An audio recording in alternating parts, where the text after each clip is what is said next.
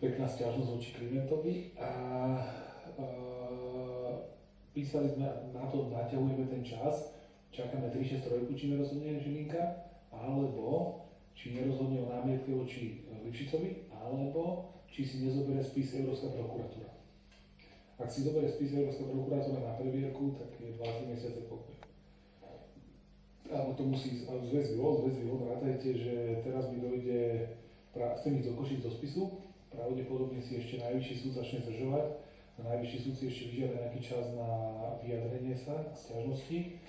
A oni dajú 10 dní, 10 dní nie, na repliku, ktorá aj do 10. oktobra a v priebehu oktobra rozhodne ten ústavný súd.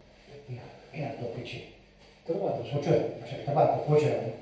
Dneska to Fico dobre povedal, že mali ste vidieť, že keď došlo pre odborárov, pre tých, čo bolo tam, ten zmost, či čo to bolo, že došlo tam, povinne zatlieskali, keď tam došla, neviem, aký kokot, ale že došlo Žilinka, že tak to bol potlesk. To bol potlesk pre človeka, ktorý má gule.